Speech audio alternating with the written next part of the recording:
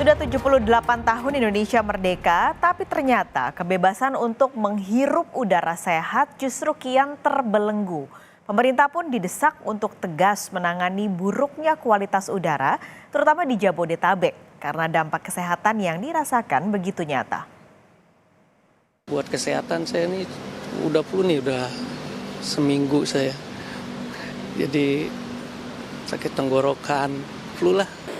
Jadinya mulai timbul penyakit-penyakit baru kayak mulai batuk-batuk atau flu gitu. Presiden minta dalam waktu 1 minggu, ini ada langkah konkret karena Presiden sendiri sudah batuk katanya udah hampir 4 minggu.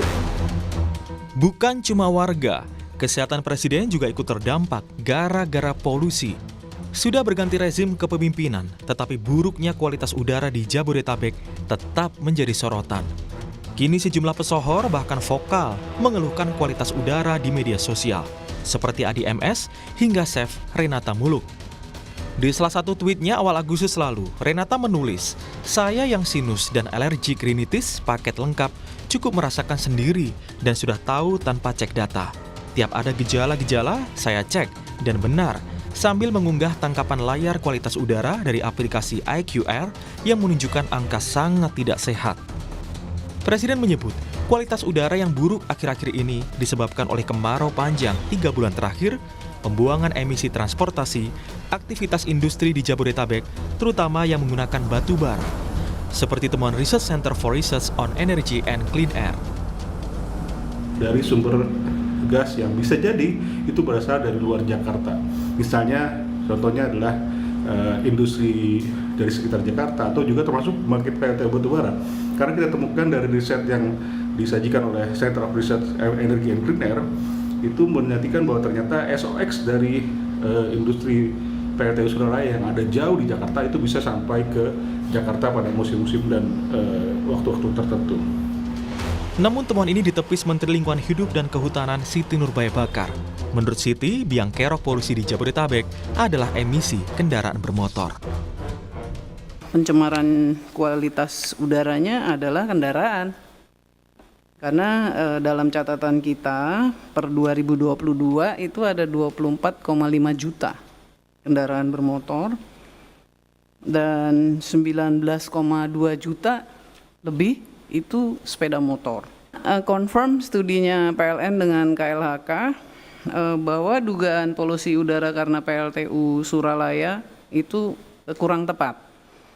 Sebab hasil analisis uapnya itu pencemarannya dia bergeraknya tidak ke arah Jakarta, tetapi bergerak ke arah selat. Bisa dikatakan bahwa bukan karena PLTU begitu ya, apalagi dari hasil studi ya penggunaan batu bara yang berpengaruh ke Jakarta sih cuman nggak nyampe 1% gitu.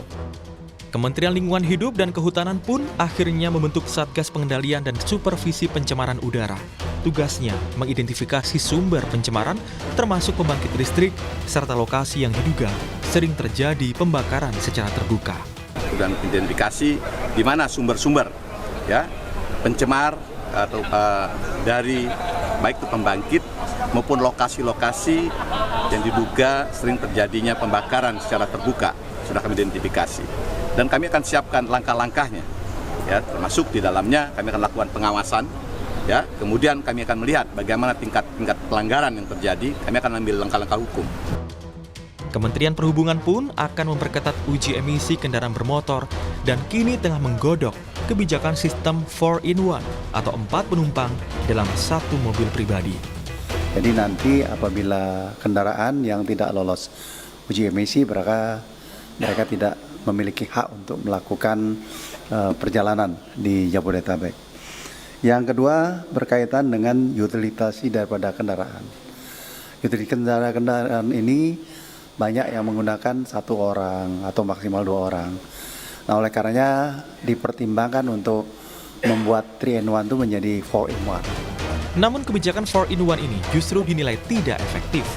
Terus kemudian untuk 4-in-1 itu justru tidak direkomendasikan karena kita punya pengalaman untuk 3-in-1 kan tidak termasuk berhasil ya, sehingga itu tidak masuk dalam rekomendasi bahkan. Selain itu, Pemprov DKI Jakarta juga akan mulai menerapkan kebijakan bekerja dari rumah dengan kapasitas 50% selama 1 bulan bagi ASN Pemprov DKI Jakarta mulai 21 Agustus 2023. Selain untuk menekan polusi, kebijakan ini juga diambil untuk menekan angka kemacetan saat konferensi tingkat tinggi ASEAN digelar di Jakarta pada 5-7 September mendatang.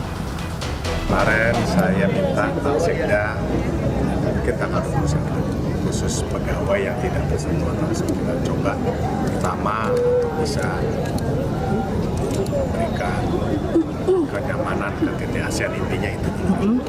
21 Agustus ini mulai. Itu untuk selama berapa lama? Ya rencana mungkin 1 bulan. Kan Heru juga meminta agar kementerian lain bisa menerapkan kebijakan serupa. Namun tidak demikian untuk perusahaan swasta. Kebijakan work from home hanya sebatas imbauan.